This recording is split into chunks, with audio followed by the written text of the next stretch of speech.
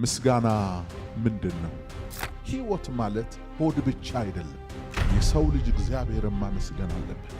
አበባ እያየ የሚደነቅ ማን ነው? ከንብ ውጪ ማለት ነው። ዝናብ ዘንቦ ፊት ነው የሚመስለው። ቀልብ መሰብሰብ አለበት።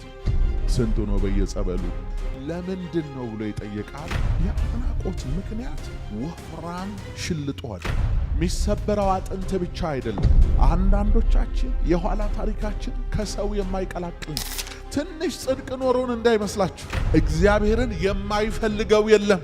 እኔ የወንበዴዎች የኃጢአተኞች ባንዲራ ያዥ የነበርኩት እኔን እንዴት አሰብከኝ? ስንት ጊዜ የምስጋና ባለ ዕዳዎች ነኝ። እግዚአብሔር ሆይ አመሰግንሃለሁ።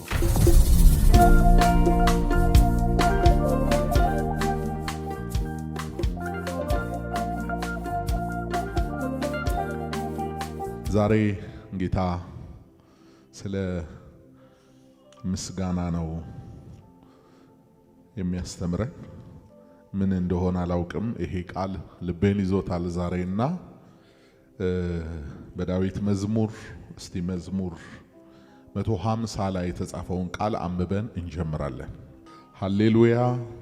እግዚአብሔርን በመቅደሱ አመስግኑት፣ በኃይሉ ጠፈር አመስግኑት፣ በችሎቱ አመስግኑት፣ በታላቅነቱ ብዛት አመስግኑት፣ በመለከት ድምፅ አመስግኑት፣ በበገናና በመሰንቆ አመስግኑት፣ በከበሮና በዘፈን አመስግኑት፣ በአውታርና በእምቢልታ አመስግኑት፣ ድምፁ መልካም በሆነ ጸናጽል አመስግኑት፣ እልልታ ባለው ጸናጽል አመስግኑት።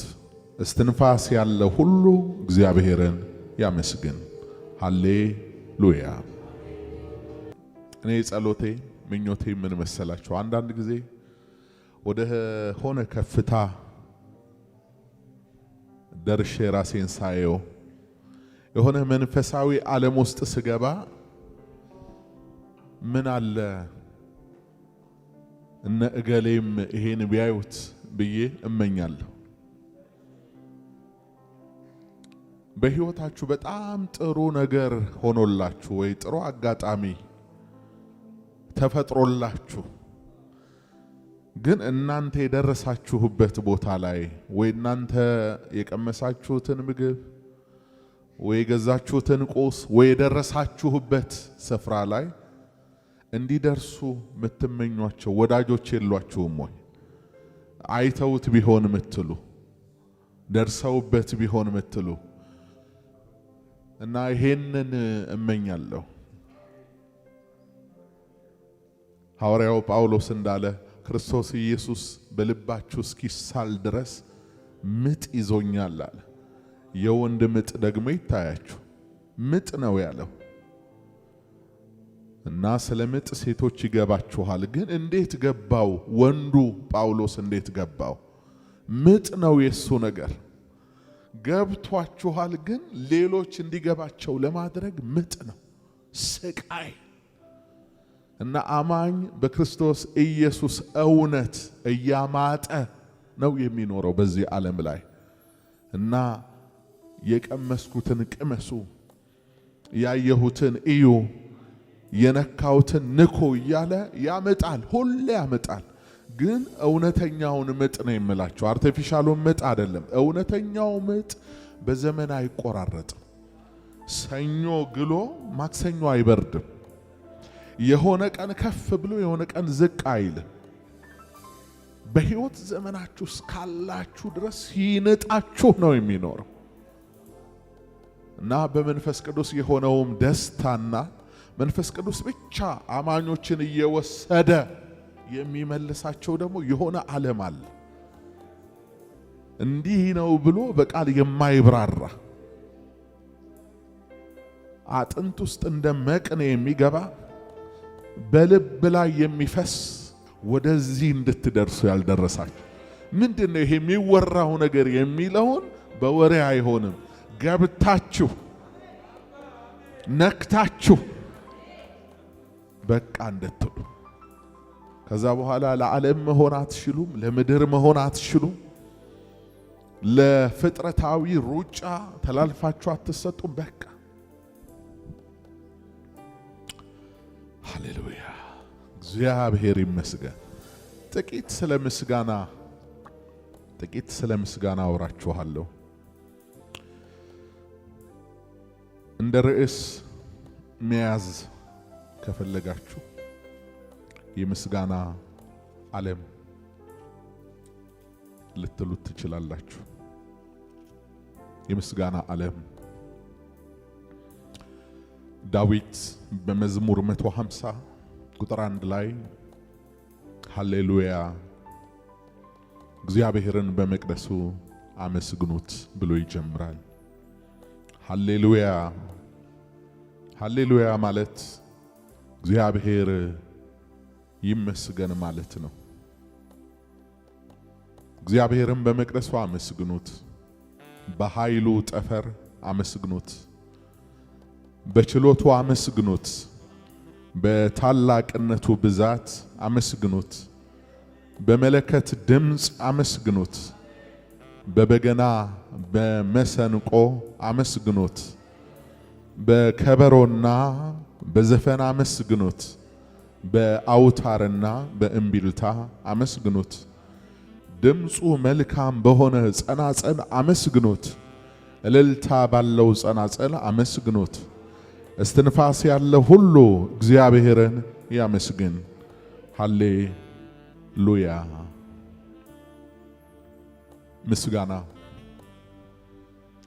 ምስጋና ምንድን ነው? ምስጋና እግዚአብሔርን ወይንም ሌሎች ፍጡራንን በቃል አለያም በድርጊት የምናከብርበት ልዩ መንገድ ነው።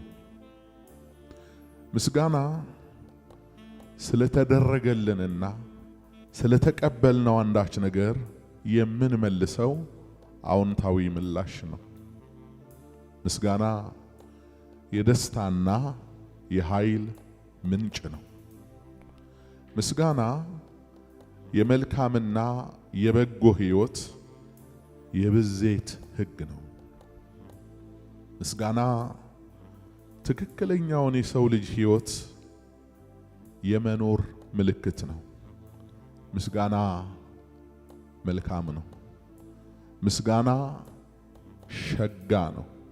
ምስጋና የሰውን ሕይወት ያለመልማል። እግዚአብሔር አምላክ ነው።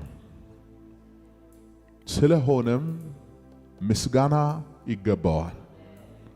ስለዚህም በላይ በዓለመ መላእክት በታች በፍጥረተ ዓለም የሕይወት ሥርዓት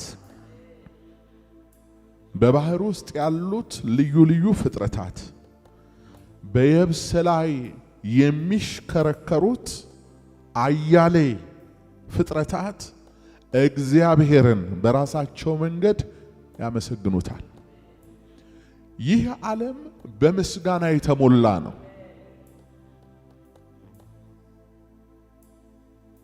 የምድር እጽዋት በንፋስ አማካኝነት እየተገፉ ሲያሸበሽቡ ወደ ኋላ ወደፊት ጎንበስ ቀና እያሉ ሲንቀሳቀሱ ምናልባት ጠቢባን ብቻ የሚገባቸውን የሽውታ ድምፅ ሲያሰሙ የእግዚአብሔርን ክብር ይናገራሉ። ገና ሌሊቱ ሳይነጋ የጨለማው ሥርዓት ሳይቀየር አዕዋፍ ቁጥራቸው የትየለሌ የሆኑት ቀለማቸው ከቁጥር በላይ የሆኑት የእግዚአብሔርን ክብርና ታላቅነቱን የምናደንቅባቸው አዕዋፍ በዝማሬ እግዚአብሔርን ያመሰግኑታል። የበረሃ አራዊት በልዩ ልዩ ድምፅ እግዚአብሔር የምስጋና ንጉሥ ነው። ለዚህ ነው በመጽሐፍ በምስጋና የተፈራ ድንቅንም የምታደርግ የተባለ። እግዚአብሔር ድንቅ ነው። እግዚአብሔር ድንቅ መሆኑ የገባቸው እግዚአብሔርን ያመሰግኑታል። ምስጋና ዝም ብሎ አይመጣም። ምስጋና ከአድናቆት ነው ወዳጆቼ የሚመጣው። ለማድነቅ ደግሞ አንድን ነገር ማስተዋል ያስፈልጋል። ለማስተዋል ደግሞ አንድን ነገር መመልከት ማየት ያስፈልጋል። ዝም ብሎ እኮ አይደነቅም።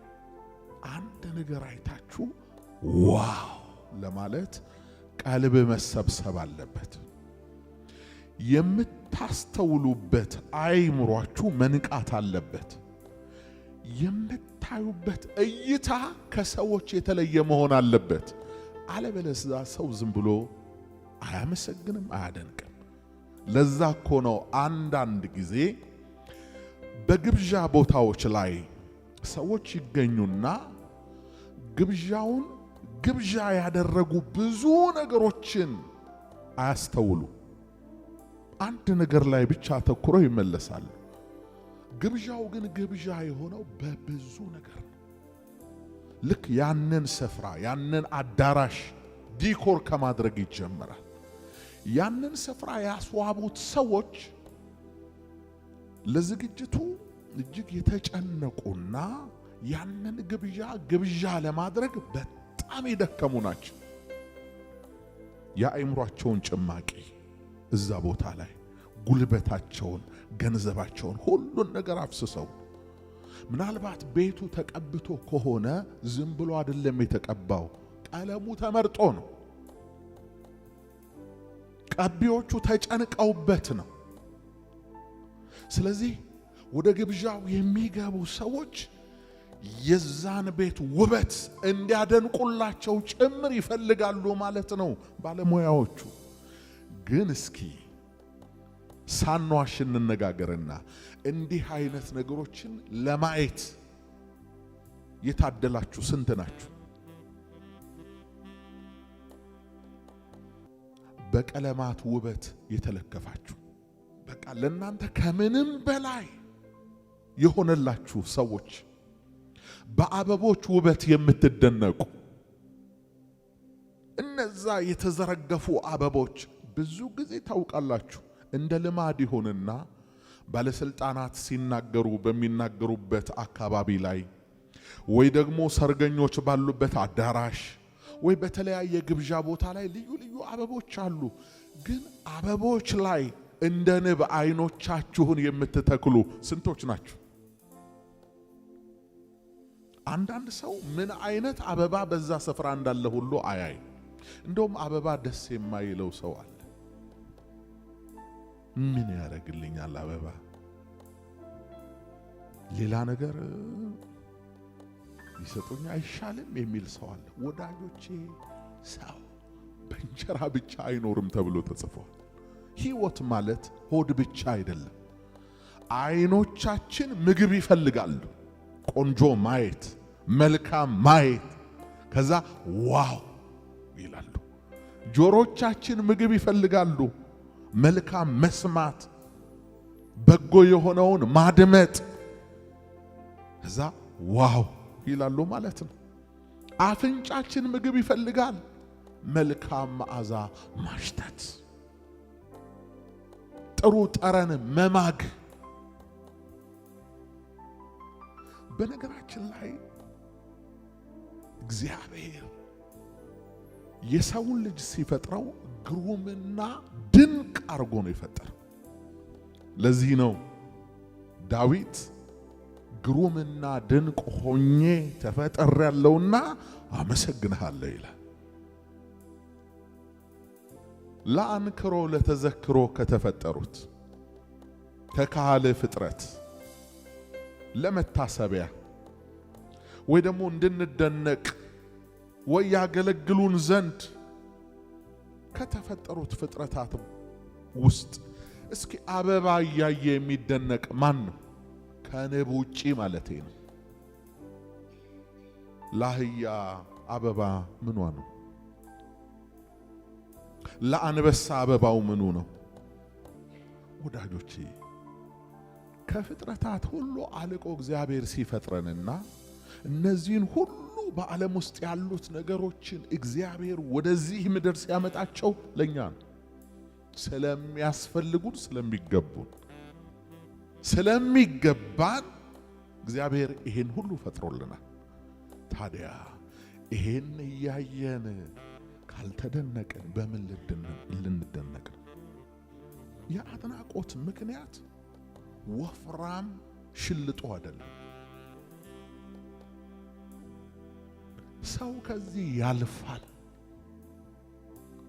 እግዚአብሔር በውሃ ሜጃ በወንዝ መንገድ ውስጥ ትልልቅ ድንጋዮች ሲያስቀምጥ ለምንድን ነው ብሎ ይጠይቃል። ምንድን ነው ወንዝ ውስጥ ያሉት ድንጋዮች? ይችል ነበር ሰው እንደሚፈጥራቸው ሰው ሰራሽ መስኖች ውሃው ጸጥ ብሎ እንዲሄድ ድንጋዮችን በዛ ውስጥ አለማድረግ ይችል ነበር። ለምንድን ነው? ሙዚቃ እንዲያሰሙ እኮ ነው። ውሃው ቁልቁለቱን ሲሄድ ድንጋዩ ሲመልሰው ፏ ፏ ፏ ፏ ፏ ፏ፣ ነፋስ ሲነፍስ ዛፎቹ ሲወዛወዙ ወፎቹ ሲጮሁ ምናምን ሲዘምሩ ዓለም እቺ ናት፣ ውብ ናት፣ ድንቅ ናት። እግዚአብሔር እኮ የሰውን ልጅ በስጋ ወደዚህ ዓለም ሲያመጣው እንዲያደንቅ ነው። ሁሉን ነገር ከሰራ በኋላ ነው መጨረሻ ላይ ሰውን አመጣውና እዚህ ምድር ላይ አቆመው። የመጀመሪያው ሰው አዳም ምን ተሰምቶት ይሆን? ተራራውን፣ ጋራውን፣ ሸንተረሩን፣ ሜዳውን፣ ልምላሜውን፣ ሰማይ ጠቀስ የሆኑ ዛፎችን፣ የምድር አራዊት፣ የቤት እንስሳን፣ የአትክልቱን መዓዛ፣ በብዙ ህብረ ቀለም የተዋበችውን ዓለም ሲያያት ምን ተሰምቶት ይሆን? በእርግጥ ዋው ትላለች ነፍሱ፣ ዋው ትላለች። ነፍስያ አንዳንድ ጊዜ አንተን ፈንቅላ ገፍታ ታመሰግናለች። ሊካድ የማይችል ሐቅ ነው ወዳጆቼ። ህይወት የሚጀምረው ከመደነቅ ነው። እግዚአብሔር ከጠባብ ወደ ሰፊ ስላወጣው የሰው ልጅ እግዚአብሔርን መባረክ አለበት። ግሩምና ድንቅ አርጎ ስለፈጠረው የሰው ልጅ እግዚአብሔርን ማመስገን አለበት። የእግዚአብሔር መንፈስ ማደሪያ ስለሆነ የሰው ልጅ እግዚአብሔርን ማመስገን አለበት።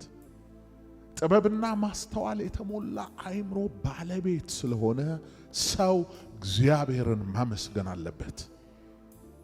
ወዳጆቼ የምስጋና ህይወት ዕጣ ፈንታችን ነው። አለማመስገን አንችልም። ለአንዳንድ ሰው ምስጋና የሚመስለው መዝሙር ብቻ ይመስለዋል። መዝሙር የምናመሰግንበት አንዱ መንገድ ነው እንጂ ሁሉ ነገር አይደለም። ስንቶቻችሁ ናችሁ ዛሬ ማለዳ ከእንቅልፋችሁ ስትነቁ አይኖቻችሁ ቀለማትን ስላልተከለከሉ ጥቁርና ነጩን ቀይና ቢጫውን ማየት ስለቻላችሁ እግዚአብሔር ሆይ አመሰግንሃለሁ የምትሉ ማለዳችሁን በዚህ ጀምሩ። ተንጠራርተ ስልክህን ከመያዝ በፊት አይንህን ስትገልጥ ወየኔ ጌታ ደሞ ነጋ ላመሰግንህ ነው። አይኖቻችን ማየት ስለቻሉ እግዚአብሔርን የማመስገን ሌላ ቀን ነው የተጨመረልን እንጂ ማታ እንደዘጋ ነው ተዘግቶ ሊቀር ይችል ነበር። ብዙ ሰዎች ያዩ የነበሩ በድንገት እኮ ወደ አለማየት ዘወር ብለዋል። ናቺ ሲኒ ውሃ የማትሞላ አይናችን እኛ ያበጀናት ይመስላችኋል እንዴ? ታምረኛ ናት እኮ ታምረኛ ናት። የግድ ለማድነቅ ቅንድብ ገብቶ መቃጠል አለባት? የአይናችንን ዋጋ ለመተመን የሆነ ነገር ጫር ማድረግ አለበት። እግዚአብሔር ክፉን ከናንተ ሕይወት ያርቅ። በጆሮቻችሁ ድምጽ ስለሰማችሁ አንዳንድ ሰው ቤቴ መንገድ ዳር ነው የመኪና ጥሩምባ ቀሰቀሰኝ ይላል። የመኪና ጥሩምባ የቀሰቀሰ እኮ ጆሮ ስለሚሰማ ነው። ለምን ለበጎ አትቀይረው? ስለሰማው አመሰግንሃለሁ። ሻወር ስንወስድ ሳሙና ደፍኖት ውሃ ደፍኖት እኮ የሆነ የምንጨነቅበት ደቂቃ አለ እኮ ስለምንሰማ ስለምናሸት ምላሳችን ቴስት ስለሚያደርግ ደሞ ተራምዳችሁ በቃሬዛ ሳይሆን በሰው ትከሻ ሳይሆን ራሳችሁ ስለመጣችሁ በእግሮቻችሁ ስለቆማችሁ በእጃችሁ ስለምታጨበጭቡ እልልታ ለንጉሥ ስለምታቀርቡ እግዚአብሔርን ማመስገን።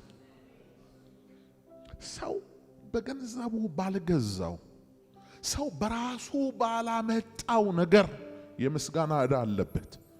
ከየትኛውም ፋብሪካ ሄደን ኦርጋኖቻችንን አልገጠምንም። የሰራን እግዚአብሔር ያበጀን እግዚአብሔር።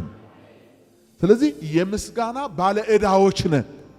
በየዕለቱ በየጊዜው ልንባርከው ልናመሰግነው ይገባናል። ስንቱ ነው በዚህ ሰዓት አልጋ ላይ ተኝቶ ያለ? ስንቱ ነው በየጸበሉ? ስንቱ ነው በሰንሰለት ታስሮ ቤት ውስጥ አብዶ? ስንቱ ነው በዲፕሬሽን በስትረስ? የምስጋና ባለ ዕዳዎች ነን። ሃሌሉያ ሃሌሉያ። የዚህ ሁሉ ባለቤት እግዚአብሔርን እናመሰግነዋለን። ምስጋና ወደ ምድራችን ይመለስ። ምስጋና ወደ ቤታችን ይመለስ። ምስጋና ወደ ሕይወታችን ይመለስ። አንዳንድ ሰው ምስጋናን ጠርጎ ከአካባቢው አርቆ ከቤቱ አርቆ ደርቆ ቀርቷል። ብዙ ሰው ደርቆ ቀርቷል። ይበላል አይመሰገንም፣ ይጠጣል አይመሰገንም፣ ይለበሳል እንደ ጉድ አይመሰገንም። በልቶ ጠጥቶ መውጣት፣ ለብሶ በመስታወት ራስን አይቶ እየተሯራጡ መውጣት ነው። መብላቱ ባልከፋ፣ መጠጣቱ ባልከፋ፣ መልበሱ ባልከፋ፣ እዛ መስታወት ፊት ቆሞ ግን ለማይክሮ ሰከንድ ግሩምና ድንቆኝ ተፈጥር ያለውና አመሰግንሃለሁ ብንል ምን ያህል ደቂቃ ይፈጃል? አይፈጅም። ጸጉር ማበጠር የማያስችል ህመም እንዳለ ታውቃላችሁ? ጸጉር በማበጠሪያ ማበጠር የማያስችል ህመም፣ ጥርስ መቦረስ የማያስችል የጥርስ ህመም።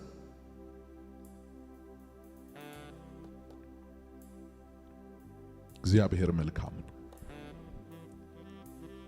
ብዙ የምታመሰግኑበት ብዙ የምናመሰግንበት አንድ ምክንያት አለ። ጠላት የሚያሳየን ግን የሆነውንና የሆነልንን አይደለም፣ የሆነብንን ከመቶ አንዱን እሱን ነው የሚያሳየን። ቁጠሩ እስኪ ቁጠሩ። ኦርጋኖቻችሁ ስንት ይሸጣሉ? አንድ ሰው ልቡን እስቲ ይገምት። በስንት ብር ትሸጠዋለ? ልቡን፣ የህይወት ማዕከሉን፣ ሞተሩን ስንት ይሸጠዋል? ተመን የለው። ልብህ ከወጣ አንተ የለህም። ስለዚህ ከተመን በላይ ነው ልብህ። ቢሊዮን ዶላር ቢሆን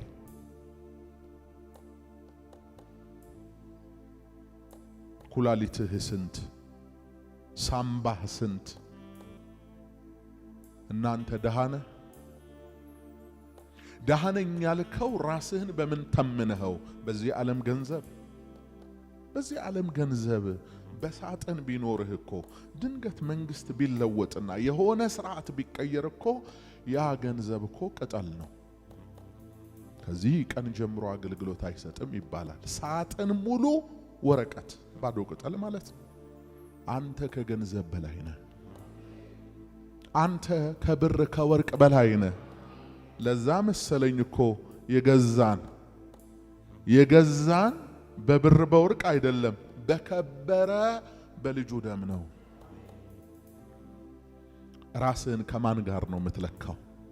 ራስን ከማን ጋር ነው የምታወዳደረው? ራስን ከማን ጋር ነው የምታነጻጽረው? አንተ ለእግዚአብሔር ልዩ ነህ። እኔ ልዩ ነኝ የሚል ሰው አለ? በክርስቶስ ኢየሱስ ካለው ከእግዚአብሔር ፍቅር የተነሳ እኔ ለሱ ብርቅ ነኝ የሚል፣ እኔ ለሱ ድንቅ ነኝ የሚል፣ እኔ ልዩ ነኝ የሚል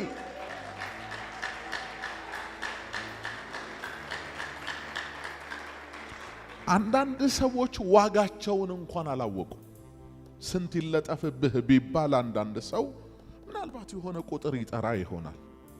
እውነቱን እነግራችኋለሁ፣ ከቁጥር በላይ ነህ አንተ፣ ከቁጥር በላይ ነሽ አንቺ። ይህን ያደረገው ደግሞ እግዚአብሔር ነው እና እግዚአብሔርን እናመሰግነዋለን። ለምንድን ነው እግዚአብሔርን የምናመሰግነው? ስለዚህ ሁሉ ነገር በዋነኛነት ግን አራት መሰረታዊ ምክንያቶች አሉ እግዚአብሔርን የምናመሰግንበት። አንዳንድ ሰው ለምንድን ነው ማመሰግነው ይላል። በእነዚህ አራት ምክንያቶች ነው። አንደኛው እግዚአብሔር ዘላለማዊ አምላክና ከሁሉ በላይ የሆነ ንጉሥ በመሆኑ ነው። ሁለተኛው እግዚአብሔር ምስጋና ስለሚገባው ነው።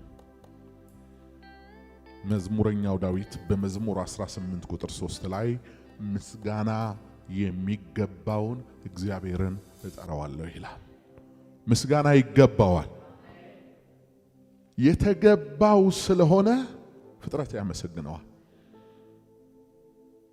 ታስታውሳላችሁ በአዲስ ኪዳን መጽሐፍ በሥጋ የተገለጠው አምላክ በአህያ ውርንጫ ተጭኖ ወደ ኢየሩሳሌም ሲሄድ ሕዝቡ ሁሉ ሲባረኩት የሚቀድሙትም የሚከተሉትም ሕዝቦች ሆሳዕና በአርያም አቤቱ አሁን አድን፣ አቤቱ አሁን አድን እያሉ ሲዘምሩ ይህን ምስጋና የተቃወሙ ሰዎች ነበሩ። ደቀ መዛሙርትህን ዝም በሉ በላቸው፣ ሕፃናቱም አይንጫጩ፣ ምንድነው ይሄ ሁከት አሉ። ምስጋናችሁ ለአንዳንድ ሰዎች ጫጫታ ነው። ምስጋናችሁ ለአንዳንድ ሰዎች ረብሻ ነው። ለእናንተ ግን በእንባ የማይገለጽ በቋንቋ የማይብራራ የነፍስ ውጤት ነው። አምልኮ ነው። የመገዛት መገለጥ ነው። እንዲህ አላቸው ጌታ፣ እነሱ ባያመሰግኑኝ የቢታንያ ድንጋዮች ተነስተው ያመሰግኑኛል። ደግሞ በመጽሐፍ ከሕፃናትና ከሚጠቡት አፍ ምስጋናን ለራስህ አዘጋጀ የሚለው ይፈጸም ዘንድ ነው ይላል። እንዴ ባለቤት ነው እኮ ለራሱ ነው ምስጋናን ያዘጋጀው የሚገባው ሉዓላዊ ስለሆነ። አንተ እኮ እጆች ላይ እነዚህን 10 ጣቶች ሲፈጥር 10 አውታር ባለው በበገና ልታመሰግነው እኮ ነው። ምላሳችን ውስጥ እችን ቀይ ነበልባል አፋችን ውስጥ እችን ቀይ ነበልባል ምላስ ሲገጥማት እኮ ለስድብና ለሁከት ብቻ ለእልልታም ጭምር ነው። ምስጋና የሚገባው ነው እግዚአብሔር። ሶስተኛው እርሱ ሁሉን ሰጭና ለጋስ ንጉሥ በመሆኑ ምስጋና የተገባው። ሁሉን ሰጪ ማለት አንዳንድ ጊዜ ተፈጥሮ ማትሰጥህ ተወኝ ሰውን ተወኝ ሁኔታን ተፈጥሮ ራሱ ማሰጥህ ነገር አለ። እግዚአብሔር ግን ቃል ሲናገር ምድር ታወጣለች። አንተ አርሰ ምን ብለህ ያልተሰጠ ነገር ከእግዚአብሔር አፍ ቃል ሲወጣ ትሰጣለች። ሁሉን ሰጪ ነው እግዚአብሔር። የመካኖችን ማህፀን ይከፍትና የልጆች እናት ያደርጋቸዋል። በመጽሐፍ አንተ ሰባራውን ጠጋኝ የመኖሪያ መንገዶች ሁሉ አዳሽ ትባላለህ ተብሎ ክብር ለእግዚአብሔር ይሁን። አንተ የምድር ዳርቻ ፈጣሪ የዘላለም አምላክ ሰባራ ጠጋኝ። ይኸውላችሁ የሚሰበረው አጥንት ብቻ አይደለም፣ ቅስም የሚባል ነገር አለ በሰው ልጅ ህይወት ውስጥ። ቅስምን ገንዘብ አይጠግነው። ቅስምን የሰዎች ጭብጨባ አይጠግነው። ገጥሟችሁ ያውቃል? በሆነ ምክንያት እንቅጭ ያሉ ሰዎችን ምን ብታደርጉላቸው እንደ በፊቱ መሆን አይችሉም። ሞራል ብትሰጧቸው፣ ወደ አነቃቂ ተናጋሪዎች ብትወስዷቸው፣ የስነ ልቦና ሕክምና ብታደርጓቸው ምኑ እንደተሰበረ አላውቅም የምትሉ ሰው የለም ወይ? ያችን የመሰለች ልጅ አቤት ቁንጅና፣ አቤት አይምሮ፣ አቤት ያላት ነገር የተባሉትን ቀጭ ቀጭ ቀጭ አርጓቸው ጠላት አስቀርቷቸዋል። ይገርማል። በሰው ያልተጠገኑትን በገንዘብ ያልተጠገኑትን ሰዎች ይመጣና የሆነ ቀን ያቆማቸዋል። ማን ነው እርሱ? ሰባራውን ጠጋኝ የተባለው እግዚአብሔር። የመኖሪያ መንገዶች አዳሽ የተባለው እግዚአብሔር ልባቸውን ደገፍ አርጎ እንደገና ሰው ተስፋ የቆረጠበትን ሰው የአደባባይ ሰው ያደርገዋል። ሰው ያፈረበትን ሰው የአደባባይ ሰው ያደርገዋል። ይሄ ነው እግዚአብሔር። ይሄ ምስጋና የሚገባው።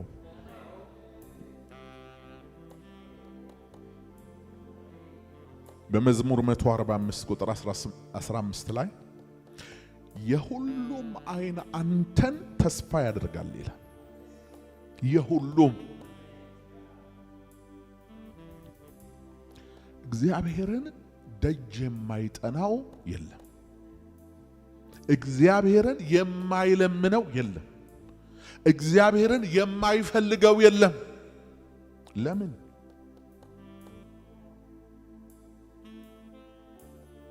ሁሉም የሚፈልጉት ነገር እሱ እጅ ላይ ስላለ። ነገስታት በዙፋን ስለተቀመጡ የሚያስፈልጋቸው ነገር የሌለ እንዳይመስላችሁ። ብር ወርቅ ቢኖራቸው፣ እንደ ልባቸው የሚያዙት ሰራዊት ቢኖራቸው፣ የመጨረሻውን ማህተም የሚያሳርፉበት ስልጣን ላይ ቢቀመጡ ማን ያውቃል? ተኝተው ይደሩ አይደሩ ከሱ ውጭ ማን ያውቃል? ሰላም ይኖራቸው አይኖራቸው ከሱ ውጭ ማን ያውቃል? ይርኩ አይርኩ ማን ያውቃል? እርካታ ደግሞ ከሱ ዘንድ ነው። ጣፋጭ እንቅልፍ ከሱ ዘንድ ነው። የውስጥ ሰላም ከሱ ዘንድ ነው። እንዳይመስላችሁ እንዲህ አይታችሁ አቤት ሕይወት እንዳትሉ።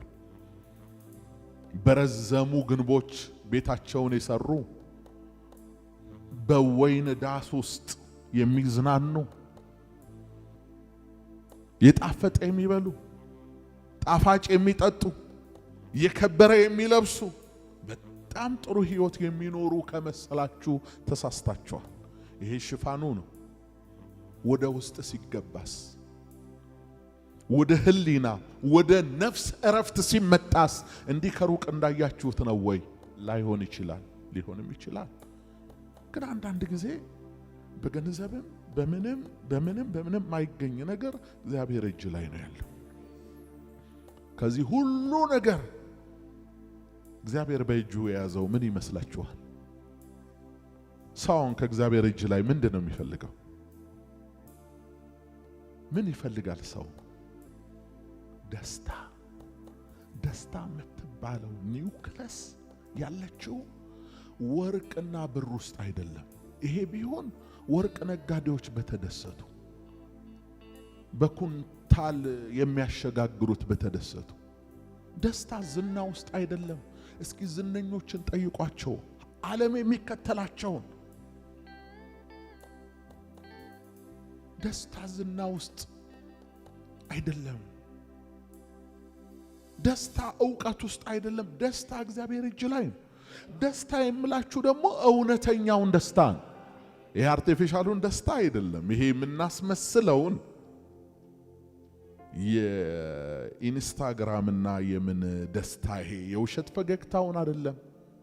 ጆይ የሚባለው ከውስጥ የሚፈልግ በምንም ነገር የማይመጣ ከሱ ብቻ የሚሰጥ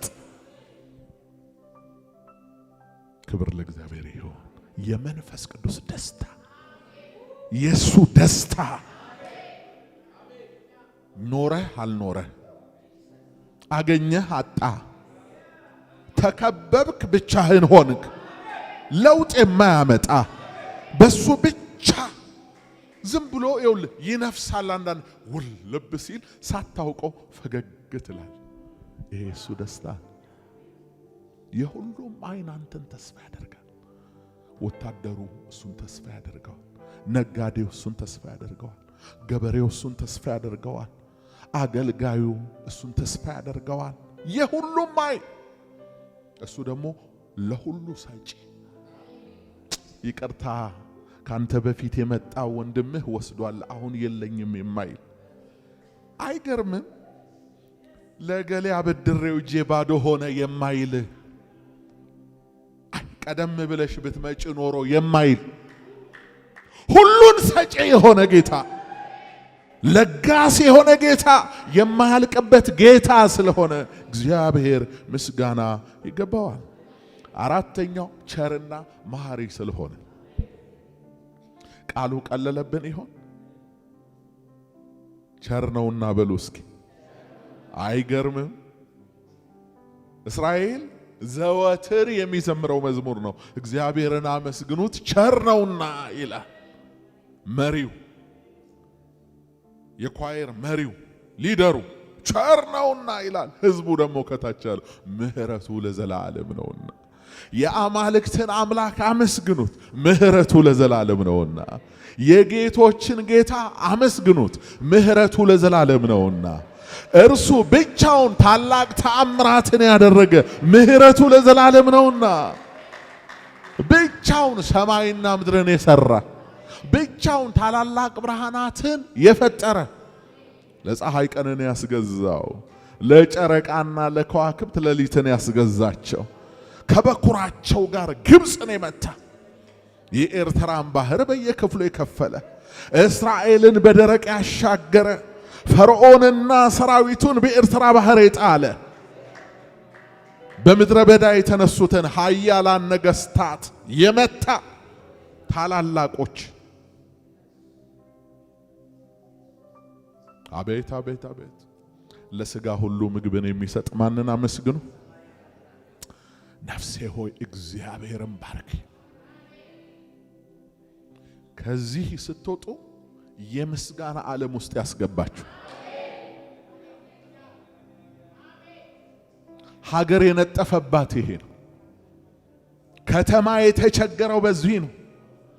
ደስታው አልሰነብት እያለ ሳቃችሁ አልቀጥል እያለ ሰላማችሁ አረዝም እያለ በሁሉ ለማስጨነቅ በሁሉ አንገት ለማስደፋት በሁሉ እንድታጉረመርሙ የሚፈልግ ጠላት አለ።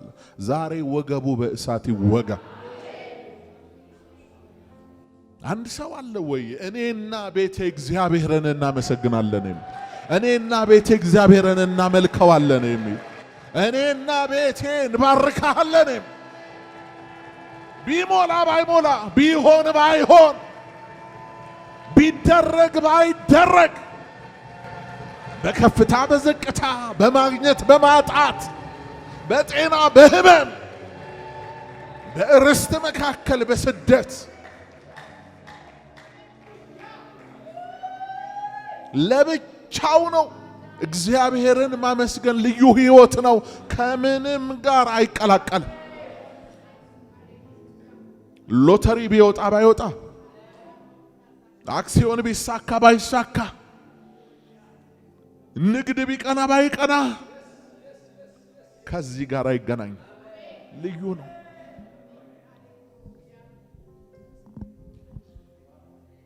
ሃሌሉያ። ቸር ነው፣ መሐሪ ነው።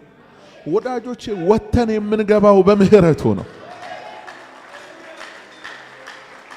የዛሬዋን ፀሐይ የሞቅነው በምህረቱ ነው፣ በይቅርታው ነው። እግዚአብሔር መሐሪ ነው። ማን በራሱ ማን በችሎታው ማን በንጽህናው? ሁላችንም እኮ ከነጉድለታችን ከነድካማችን ነን ያለነው። ይሄን እኛና እሱ እናውቃለን። አንዳንዶቻችን የኋላ ታሪካችን ከሰው የማይቀላቅል ቀና ብለን እንድንሄድ የማያደርግ ነው። ያልጠፋ ነው። ከእግዚአብሔር ምሕረት የተነሳ ነው።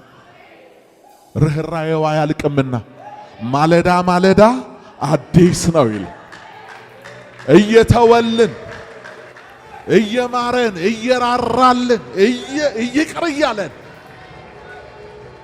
እና ስለ ምሕረቱ ካላመሰገን ነው፣ ስለ ይቅርታው ካላመሰገን ነው፣ ስለምን ልናመሰግነው ነው? እግዚአብሔርን ምሕረት ከሕይወት ይሻላል አለ። ከምንበላው ከምንጠጣው የሱ ምሕረት ይሻላል። ከምንለብሰው ከምናጌጥበት የሱ ምሕረት ይሻላል።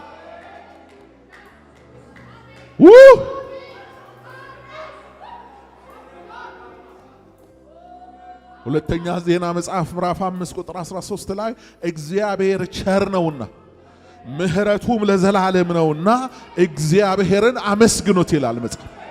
እግዚአብሔር ቸር ነውና፣ ቸር እኔን ይቅር ያለ ለኔ ራራ፣ መርምሮን ሳይሆን ምሮን። ይሄ ካልተመሰገነ ማን ይመሰገን? ከዓለም ያወጣን የሥጋን ምኞት ከኛ የቆረጠ ቆሽሻችኋል ብሎ ጠረናችሁ ተቀይሯል ብሎ አፍንጫውን ያልያዘብን መዓዛውን የሰጠን እሱን እንድንሸት ያደረገ የኛን የተበላሸ ታሪክ አስወግዶ የልጁን ሕይወት ያካፈለን እሱ ካልተመሰገነ ማን ሊመሰገን? ስለማረን ስለዚህ ሕይወት ምስጋና ይገባው። አንዳንዶቻችን ይቀልብናል። በቃ ደርሰን በቀኙ የተቀመጥን የሚመስለን ሰዎች፣ ደርሰን በችሎታችን እዚህ ሕይወት ውስጥ ያለን የሚመስለን ሰዎች በጸጋው ነው። እንዲያው የእግዚአብሔር ስጦታ። ወዳጆቼ እኛ ከሌሎች የተለየን ሆነን ትንሽ ጽድቅ ኖሮን እንዳይመስላችሁ። እኛን ያኖረን ጸጋው፣ እነሱን የሚጠብቃቸው ምሕረቱ። ለሁላችንም የእግዚአብሔር ምሕረት የእግዚአብሔር ይቅርታ። ማን በማን ይፈርዳል? ማን ማንን ይቆጣል? ማን በማን ላይ ጣቱን ይቀስራል? ከዝንጀሮ ቆንጆ ማን ይመረጣል? ሁሉ ኃጢአት ሰርተዋል፣ የእግዚአብሔርም ክብር ጎድሏቸዋል። ነገር ግን በክርስቶስ ኢየሱስ በሆነው ቤዛነት እንዲያው በጸጋው ይጸድቃሉ አለ እና ሚያንጫጫን ይሄ ነው። ሰማይ ስሚ ምድርም አድምጪ። የሚያንጫጫን ምሕረቱ እየደነቀን እየገረመን። እንዴት ከኃጢአተኞች ዋናው እኔ የወንበዴዎች የኃጢአተኞች ባንዲራ ያዥ የነበርኩት እኔን እንዴት አሰብከኝ? ይሄ ነው የሚያስለቅሰን፣ ይሄ ነው የሚያስነባን።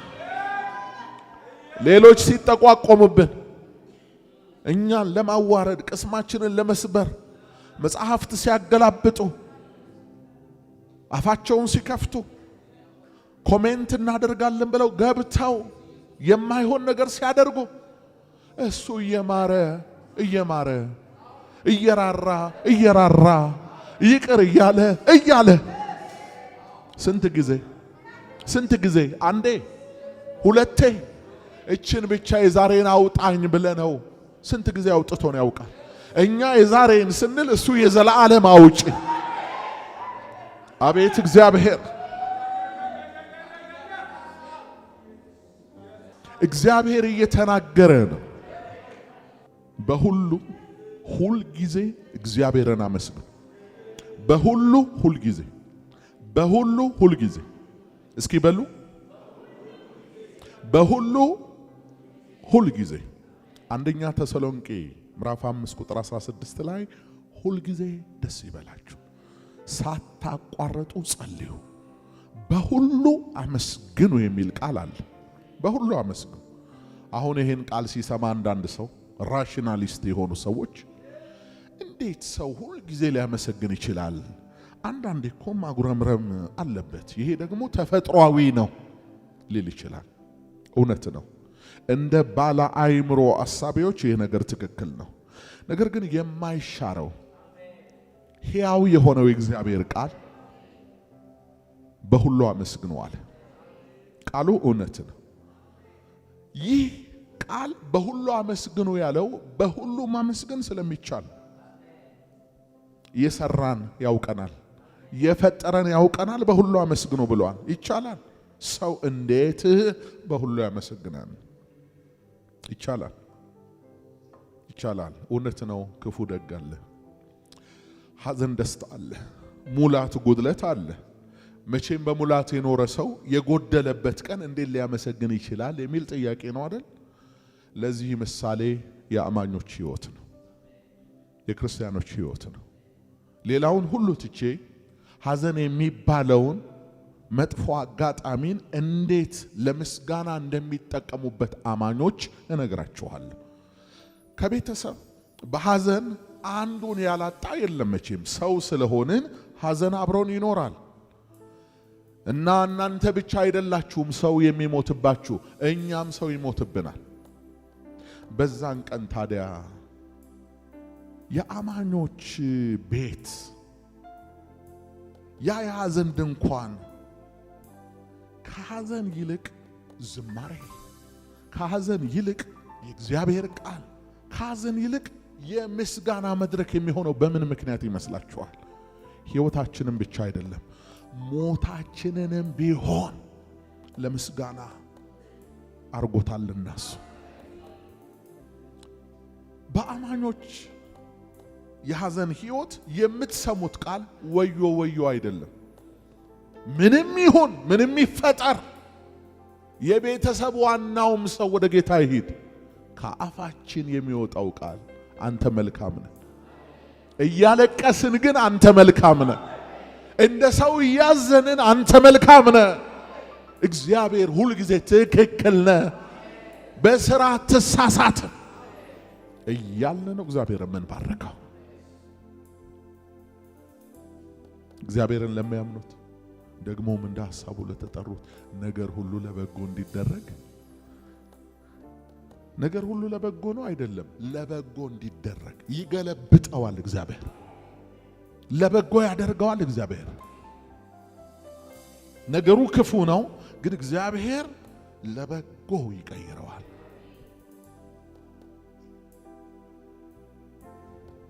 አሜን። እና የባሰውን እያሰብክ እግዚአብሔርን ማመስገን ነው። ከዚህ በላይ ምንድነው የባሰው ይላል ነጋዴው። 100 ሺህ ብር ነው የከሰርኩት ይላል። አመስግና እግዚአብሔርን። ለምን ስለከሰርኩ ይላል። አይደለም ስለከሰርክ አይደለም፣ 1 ሚሊዮን ብር ስላልከሰርክ።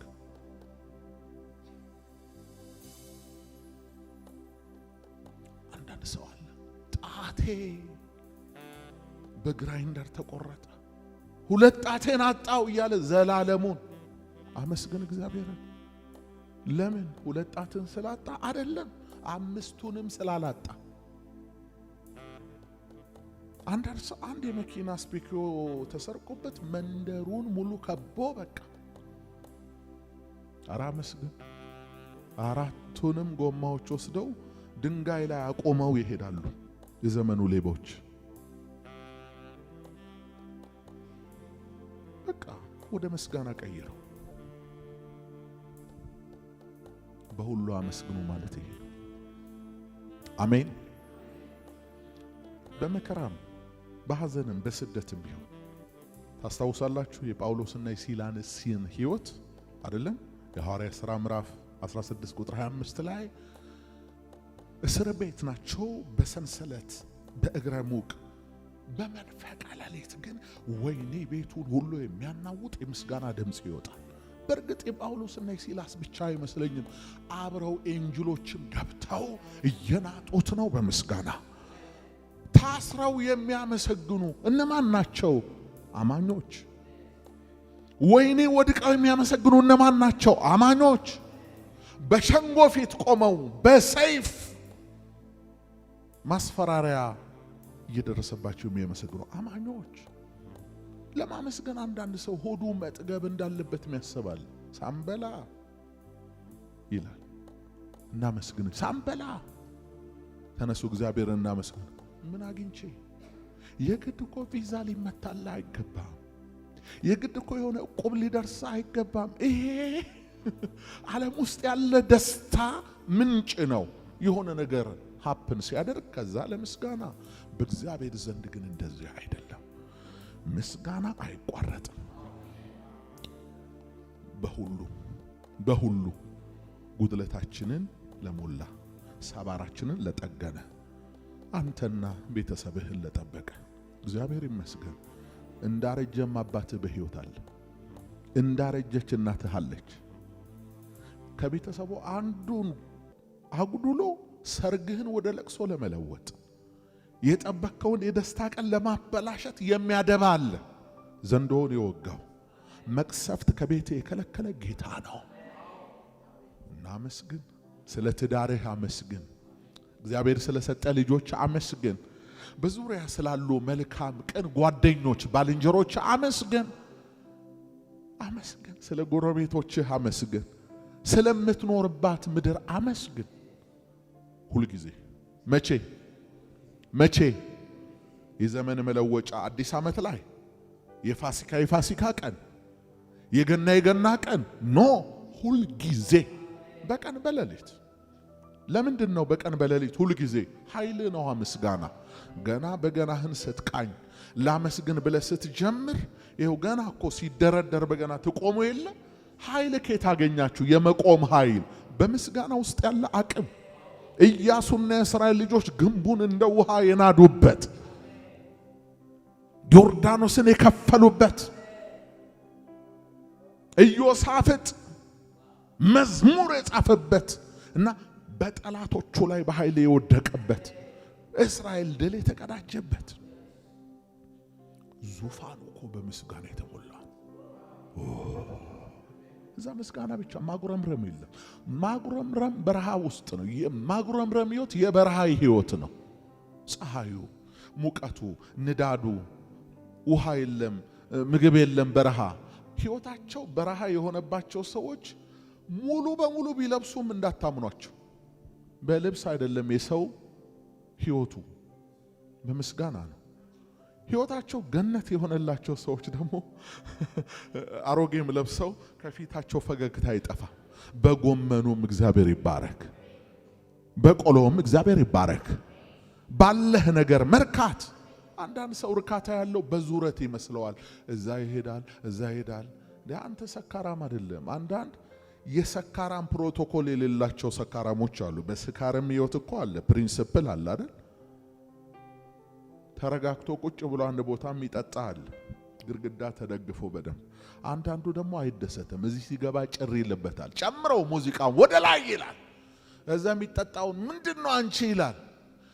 ይሄን ቤትን ተወድ ብሎ እዛ ይገባል። እዛም ተጣልቶ ይወጣል። እዛ ይገባል። ደስታ ያለው በየቦታዎቹ አይደለም።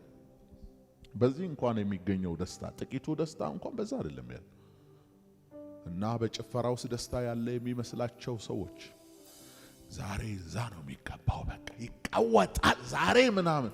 ይኸውልህ ቅዳሜ አመሻሽ ላይ ዓለም የምታልፍ ነው የሚመስላችሁ። ይኸውልህ አንዳንድ ሰፈር ላይ በቃ ይሄ ወጣቱ ምናምን ዓለም ያልፍ የሆነ ባንዲራ የሚውለበለብ ይመስላል። እነሱን እሁድ አለማየት ነው። እሁድ ጠዋት ሁሉ ተጠቅልሎ አልጋው ስር ማቀዝቀዣ ሽሮ የለም፣ ፍትፍት በረዶ ራሴ ላይ አርጉልኝ። ከፍሎ ሄዶ ራስ ምታት ድምር ውጤት። እነዚህን ሰዎች ቅዳሜ ሊጀምሩ ሲል ነው እንጂ ፊታቸውን ማየት እሁድ አለማየት፣ የነሱን ፊት እሁድ አለማየት። እሁድ የነሱ ፊት ሰኞ ጠዋት ዝናብ ዘንቦ ፊት ነው የሚመስሉት።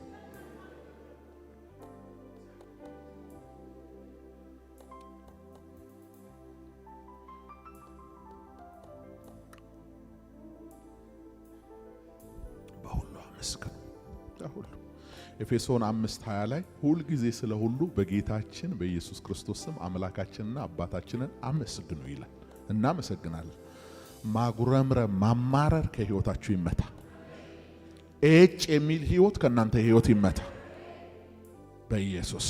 ደስታ ይሰጣችሁ ሰማይ። እርኩ በኑሯችሁ እርኩ፣ ያላችሁ ይብቃችሁ። ደስታ ያለው በራሲ ህይወት። በቃ ሰው እንደራሱ ከኖረ ደስተኛ። አትለካካ ከጎረቤት ጋር፣ አትለካኪ ከጓደኞችሽ ጋር። በቃ ያንቺ ጥሩ ነው፣ ጥሩ ነው። እግዚአብሔር ይመስገን። ሃሌሉያ። እና ትንንሽ ገነቶች ቤታችሁ ውስጥ መፍጠር ትችላላችሁ። የጌታዬ እናት ድንግል ማርያም እንደዚህ ያለች፣ ነፍሴ ጌታዬ ታከብረዋለች፣ መንፈሴም በመድኃኒቴ ሐሴት ታደርጋለች። አይተሃል? ከደስታ ነው የሚጀመረው፣ ከሐሴት ማለት። ዳዊትም እንደዚህ ያለ፣ ነፍስ ያታውኪኛል። ያለ መታወክ መፍትሄው ወደ ምስጋና መግባት። ምስጋና የጎደለው ይሙላ፣ የጠፋው ይገኝ። እና መስግና። ባለ በገና አምጡ አለ፣ ባለ መሰንቆ አምጡ አለ። እስኪ በገና ደርድሮ አለ ኤልሳ። ነፋስ አታዩም፣ ዝናብ አታዩም፣ ይሄ ሸለቆ ግን ውሃ ይሞላል አለ። በማጉረምረም ምንም የሚመጣ ነገር የለም። ማጉረምረም የባሪያ ጠባይ ነው። አንተ ልጅ ነህ አይደለም? ጠይቅ ይሰጣል፣ አንኳኳ ይከፈታል። የምትለምኑት ሁሉ ይደረጋል። መልካም ይሁን በጎ ይሁን እናንተን የማይጎዳ ይሁን እንጂ እግዚአብሔር ሰጪ ነው። ለማን ከልክሎ ያውቃል? ተው፣ ጽድቁን ተው፣ ዘላለሙን ተውና ፊትህ ራሱ እንዳይረግብ ከማጉረምረም ማመስገን ይሻላል። ይረግባል። ታውቃለህ? ዝም ብለው የሚበሳጩ ሰዎችን ፊታቸውን ካየ ታውቃለህ። ይሄ ሰውዬ ትላለህ። በሁሉ ጮኸ፣ በሁሉ ተናደ፣ በሁሉ እጭ ብለ፣ በሁሉ ሮጠ ሮጠ ሮጠ። እንደ በሬ ድግግሞሽ የሆነ ህይወት። ማለዳ ይነሳሉ፣ ይሮጣሉ፣ ሲባክኑ ሲባክኑ ይውላሉ። ማታ ይመጣል፣ ደክሟቸው ጫማ ራሱ በግድ ነው የሚያውልቁት። የሆነ ለፍተው ያዘጋጁትን ምግብ እንኳን አጣጥሙ። ጎረስ ጎረስ ወደ መኝታ ይተኛሉ። ከዛ ደግሞ ጠዋት ይሮጣል። ዘላለም እንዲህ ይሆናል ወዳጆች? አይሆንም። የበሬ ህይወት። በሬ እንደዚህ ነው ታውቃላችሁ አይደለ? ገበሬ በጅራፍ ሲመታው ሌሊት ይወጣል። ከዛ አርሶ ማታ ደግሞ በጅራፍ ይመልሰዋል። ሳር ይበላል፣ ውሃ ይጠጣል፣ ይተኛል። ጠዋት ገበሬ ይመጣል፣ በጅራፍ ይመጣዋል፣ ይሄዳል፣ ሲያርስ ይውላል፣ ማታ ይመጣል። አንተ በሬ አይደለም፣ ሰው ነህ። ወደ ምስጋና ዓለም ግባ። አሁን እንኳን አይምሮ የተያዘበት ሰው አለ። የሆነ ቁዘማ ውስጥ ምንም ልረዳ አልችልማ። እኔ እኮ መናገር ብቻ ነው እንጂ ያንተን አይምሮ አግጄ ተሰብሰብ ወንድሜ ተውተው ልልህ አልችልም። ጨው ሆይ ለራስ ስትል ጣፍጥ፣ አለያ ድንጋይ ነው ብለው ይጥሉሃል። ደስተኛ ካልሆንክ ሰው ራሱ አይፈልግም። ሁሉ ሰው ስለተጨነቀ የሚያዝናናው ነው የሚፈልገው። አሁን ወደ ማህበራዊ ሚዲያ የሚገባው ሰው ሊያለቅስ አይደለም፣ የሚያስቅ የሚያዝናና። ደግሞ በጣም ሳቅና ደስታ ተወዷል በዘመኑ። እናስቃለን ብለው የወጡት ሰዎች ለዛ ቢሶች፣ ምንችክ ያሉ፣ ደረቅ ያሉ። እግዚአብሔር ሳቅ አምጣ፣ ደስታ አምጣ፣ ሐሴት አምጣ፣ ሰላም አምጣ። ይሄ በእናንተ ላይ ይሁን። ክብር፣ ምስጋና፣ አምልኮ፣ ውዳሴ